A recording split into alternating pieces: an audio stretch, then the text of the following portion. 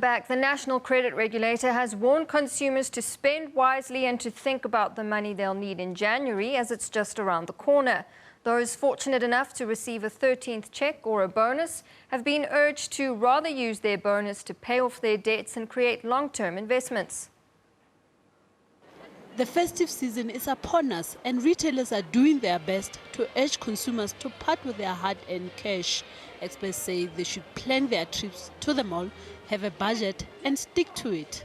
And instead of buying expensive presents, consumers are urged to set up a savings fund and put away an amount for their loved ones each Christmas. Consumers should also keep track of their spending this festive season and be wary of pay only after 3 months deals. This is the best time to also prioritize paying off debt with the highest interest rate. If you've got short-term debt like in credit cards, that is probably your most expensive debt.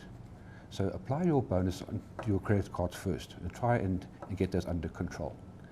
You know, if you haven't got a credit card and you've got an overdraft, your next allocation will be to your overdraft. It's probably your second most expensive debt.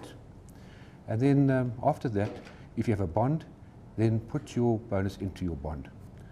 I know it doesn't bring Christmas cheer, but it really is the most effective way of utilizing your bonus.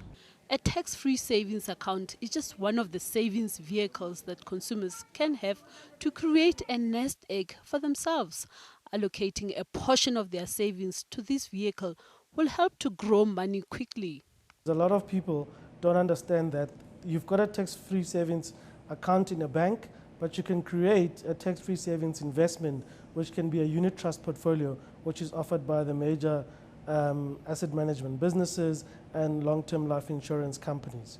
And the difference between the two is often what you're earning in the tax-free savings account at the bank is interest, and it is slightly lower than what you would get if you were investing in a unit trust portfolio, where you are able to create whatever portfolio you want, where you'll be getting potentially returns much higher than a bank account, much higher than inflation, depending on what your risk profile might actually be. Consumers are also urged to create an emergency fund which should total at least 6 months of their annual salary. This will prevent them from using credit when they are experiencing financial difficulties. One of the things that gets people into debt in the first place is the fact that they don't have an emergency fund. When that car breaks down, when that accident comes and you have to pay the excess on your insurance, when the geyser breaks down and you're not fully covered, when somebody passes away in the family and you have to get money quickly. That's how a lot of people get themselves into debt. So if you can allocate about 10%, at least 10% of your money to start creating that emergency fund that is going to stop you from going back into that cycle of debt, that will be a very good idea. Allocating a portion of their bonus towards paying school fees will give those with school-going children peace of mind come January. And buying stationery and school uniforms now will help reduce expenditure at the beginning of the new year. The education is about the best thing we can give our kids. It's probably the only thing we can give our kids. So we need to, as one of our priority expenses, put money aside for our children's education.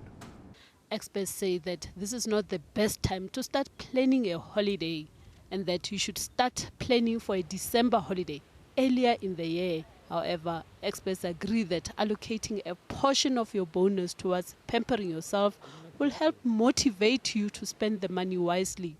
Naledi Mulifi, SABC News, Johannesburg.